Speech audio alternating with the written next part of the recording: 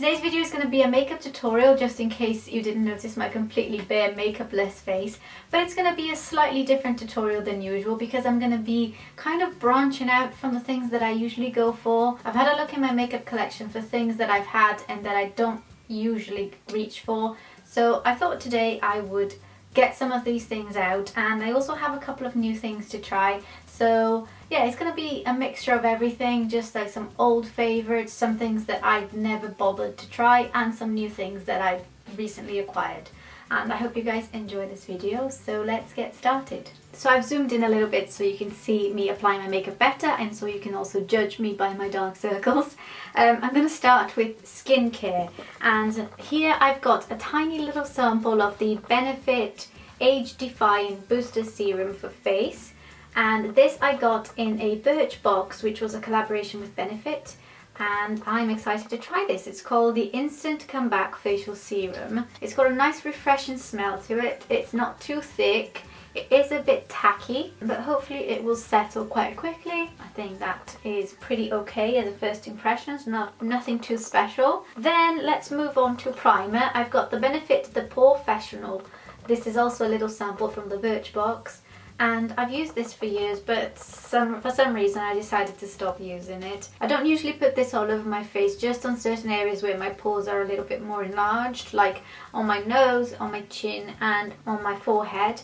And I find that what it does is it smooths the skin a little bit more on those areas and make the makeup not look so obvious. Now for foundation, today I'm going to go for the by Terrybly Densiliss foundation, and I've spoken about this foundation on my foundation collection video, which I'll leave linked down below. And this is a very, very expensive, high priced foundation. It's a serum mixed in with foundation, so you get both benefits of skincare and makeup, and it is really, really good. I only apply it with my fingers because it's a very expensive foundation, so I don't like that the brushes and the beauty blender or sponges like that soak up the product more than it should.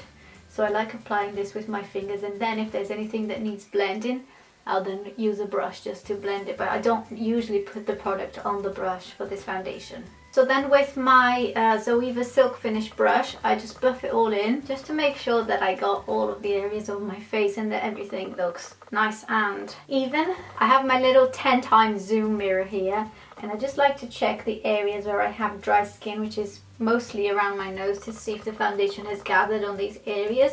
And it has a little bit, which is not ideal, but I think that's because my skin is so dry today, and hopefully I'll be able to correct this a bit later.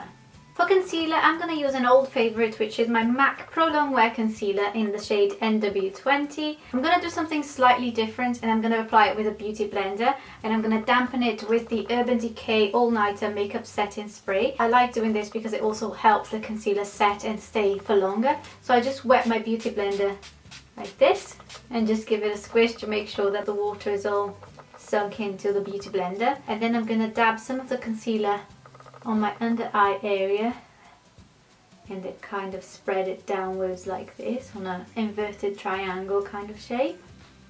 And this is kind of like my best tip if you find that your concealer doesn't look as good as you see on other people. Maybe if you're applying concealer just on the under eye area, that can be the problem. So this is all concealed nicely. I also like to conceal my eyelids because, as you can see, I've got some pigmentation there, and I just like to make everything look very even. I'm also going to apply some around my nose where I have redness. This is the part where I usually have problems because of my dry skin, because it tends to look a little bit too cakey with a brush.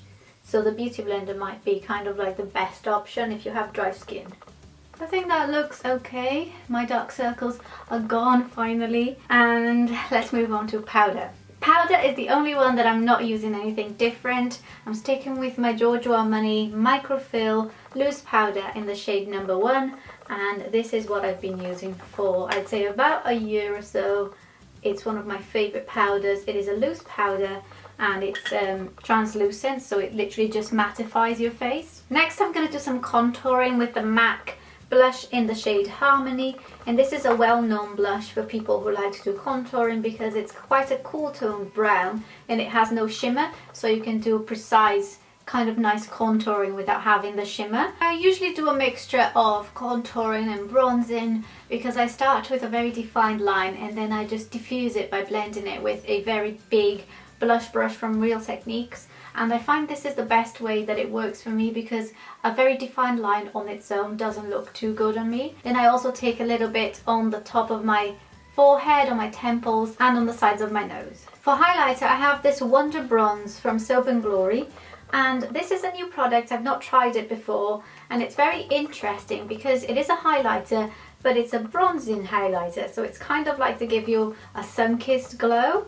And you're supposed to apply this where you normally apply highlighter, which is on the bridge of your nose, on the top of your cheekbones and on your cupid's bow. And I'm going to blend it with a Real Techniques Deluxe Crease Brush, which I normally use for concealer, but I like to blend cream products with it. I'm not really impressed by this product. I know that I didn't apply too much, but it kind of does nothing for me. I think it's because it's a bronzing colour. It does give you a little bit of a shimmer, as I can see on my mirror here, but nothing too special, I don't think. I don't know. Maybe when I look back at the footage I can see something that I can't see now, but I'm not immediately overly impressed by it. For blush, I'm going for an old favourite, MAC Pinch Me blush. And this is quite a deep toned coral shade and I love it. And I'm applying it with a Luxe Sheer Cheek brush from Zoeva. This is a very, very highly pigmented blush, so I do have to be careful with how much I put on. For my brows, I'm going to go for something that's completely new to me and completely out of my comfort zone. You guys know that I love my MAC Carbon eyeshadow for doing my eyebrows, and today I'm going to try something new. It's the Urban Decay Brow Beater Micro-Fine Brow Pencil and Brush. And I've not heard much about this. I've heard a lot about the similar version of it, which is the Anastasia Brow Wiz, and this is basically a very, very fine pencil on the one side there and a little brush spoolie on the other side. Well, the brush is very fine, so you can get in quite precisely in filling the gaps, and it doesn't smudge at all once you start applying it. But I can't say that I find this any quicker or easier than filling in my eyebrows with my usual powder. It does look more natural and it kind of grows on you the way that the eyebrow looks, but it's more time consuming and I'm not really sure that I would always go for this one if I know that I can get a good effect on my eyebrows with my eyeshadow in Carbon from MAC. So overall I think it looks nice, but it takes a lot longer than it does for me to do it with the powders. If I'm in a rush, I don't think I'm going to go for this, but it does look really nice. Now for some eyeshadow, I'm going to be using a palette that I haven't used for a very, very long time, and it's the Urban Decay Naked 3 palette. And this is not a palette that I reach for very often, simply because I know that the shades are not as flattering on me as some other palettes that I have. It does require a little bit more thinking. If I don't want to think about what I'm doing, I don't go for this palette. But if I'm in the mood for trying something new like today, then I will try and find something that suits me there. So with my finger, I'm going to start applying this shade called Trick. I think it's kind of my favorite. And I'm just going to put this all over the lid. Then with my Sigma E25 blending brush, I'm going to blend some of this shade here called Nuna onto the outer edge of my crease. And then I'm just going to continue to blend it until I've built up the colour enough. But my best tip is to do it slowly, to put some product on your brush and then slowly work your way into building up that depth of colour. Then to intensify the outer edge, I'm going to go in with the shade Black Heart. I'm going to go in with the same brush, but literally just focusing on that outer edge. Then with a different blending brush, I'm just going to mix everything in. So now I'm going to go back with the shade Trick, but this time I'm going to use a Smokey shader brush from Zoeva, which is a flat eyeshadow brush to place the shadow. And I'm going to do it from the center to the inside of the eyelid. On the inner corner of my eye, I'm going to apply this shade called Dust, which is a pinky kind of champagne shade. And this is just going to go to brighten up that area. And then with my finger, I'm going to go with this shade called Burnout. On my brow bone, I'm going to put the shade Strange, which is the lightest shade of the palette. And then with a tiny eyeshadow brush, I'm just going to run through a mixture of the shade Nuna and the Black Heart on my lower lash line. For eyeliner, I'm going to be using this Urban Decay Black Market eyeliner. And this is kind of a greyish black eyeliner, so it's not as harsh as a total black one. And I love these ones because they're so pigmented and so easy to glide on. For my top lash line, I'm going to be using the Benefit Ethereal Push-Up Liner. I've had this for a little while, but I'm not sure I find it the easiest eyeliner. But I thought I need to give it another go and see how I get on with it again. Today is the day. The eyeliner itself is very difficult and very stiff. So it's difficult to get the product on your lash line without making mistakes. And it takes absolutely ages to get even the smallest amount of product. So I'm not really all that impressed. I'm going to go back to my Clinique gel liner, but I'm still going to use this as a brush and see how it goes. So after much faffing, I was able to get my eyeliner in a decent shape, but this is definitely not worth the hassle for me. And I don't think I'm going to be using it again, unfortunately. For mascara, I'm going to be using an old favourite and also from Benefit, but this time this is absolutely amazing. It's the Benefit Ethereal Mascara, and I've used this for so long and I can't seem to find any mascaras that are better than this one. I think it's safe to say that this is my favourite mascara of all time. Now I'm going to do some cleaning up with concealer, and the second concealer that I'm going to be using today is the MAC Prep and Prime Concealer. And I use this a lot on my tutorials and just on everyday life because it's just so good at brightening up the under eye area.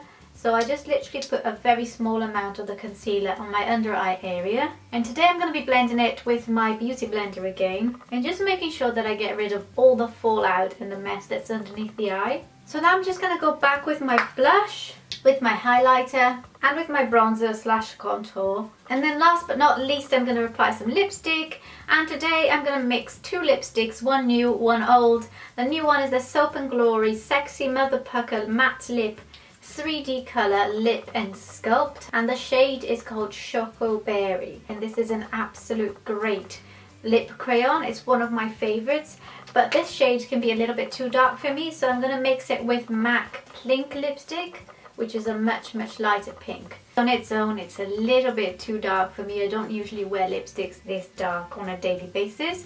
It is beautiful and it glides on so nicely on the lips. It's not drying at all. It's easy to apply. Now I'm going to put some of the MAC lipstick on top and see how that looks. That helps to tone it down a bit, but it's still a bit darker than what I'd like. So I'm going to pat it with a tissue and go over again with the matte lipstick.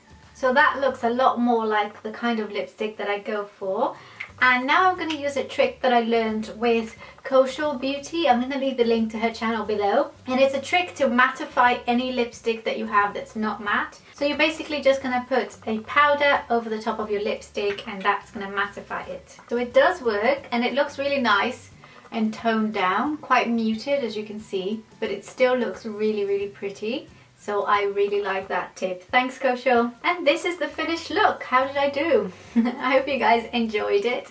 I kind of like the way it turned out. There were some products in there that I didn't get on with too much, but most of it I think I can make it work, and I think that's a lesson for myself. Don't go out buying stuff. Have a look what you have in your makeup drawer and see what you can mix up with, and hopefully you'll find new things that you didn't know existed or things that you can customize it in your own makeup stash. I hope you guys liked this video. If you did, make sure to give it a big thumbs up and I'll catch you on my next video. Bye!